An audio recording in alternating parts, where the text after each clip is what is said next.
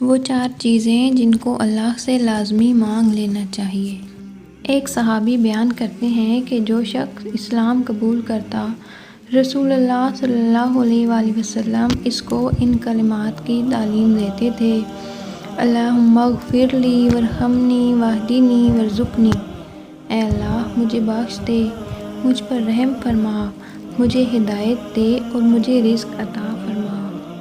آپ مسلمان ہیں تو ان 4 چیزوں کی آپ کو سب سے زیادہ ضرورت ہے۔ مسلمان ہونے کے بعد کوئی بھی گناہوں سے ہمیشہ کے لیے پاک نہیں ہو جاتا، بلکہ اس سے بھی گناہ ہوتے ہیں۔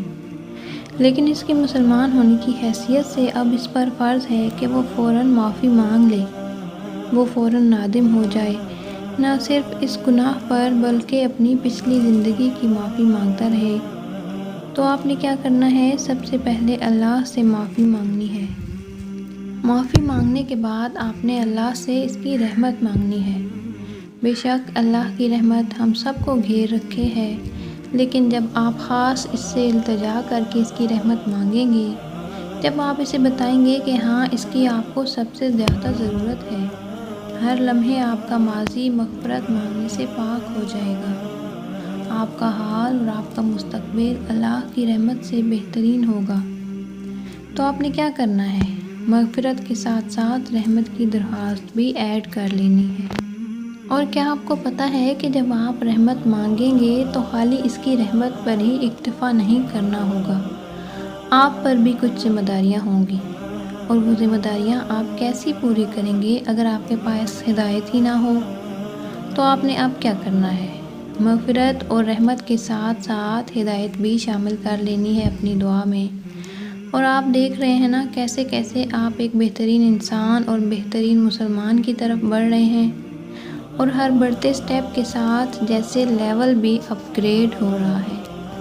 اور کیا آپ کو پتہ ہے کہ مغفرت، رحمت اور ہدایت کے بعد ایک ایسی چیز بھی ہے جس کی ایک مسلمان ہونے کی حیثیت سے آپ کو سب سے زیادہ ضرورت ہے؟ اور وہ چیز کیا ہے؟ وہ رزق ہے۔ اور رزق صرف مال یا پیسہ نہیں ہوتا، بلکہ صحت بھی رزق ہے، ذہانت، عقل اور علم بھی رزق کا حصہ ہیں۔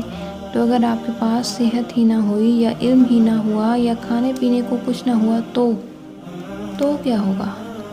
تو آپ ایک مسلمان کی حیثیت سے اپنی ذمہ داریاں انجام دے سکیں گے؟ نہیں، آپ نے اللہ سے رزق بھی مانگنا ہے۔ ہم سب مسلمان ہیں تو ہمیں ان 4 چیزوں کی سب سے زیادہ ضرورت ہے۔ تبھی اللہ پاک نے حضور پاک صلی اللہ علیہ وآلہ وسلم کے ذریعے ہم تک یہ بات پہنچائی کہ ہم اس سے یہ سب مانگیں اور ان سب کو حاصل کرنے کی تگ و دو کریں۔ پھر بتائیں کیا آپ نے یہ چھوٹی سی آسان اور پیاری سی دعا یاد کر لی ہے؟ اللہم اغفر لی ورحمنی واہدنی وارزقنی۔ اے اللہ مجھے بخش دے، مجھ پر رحم فرما، مجھے ہدایت دے اور مجھے رزق عطا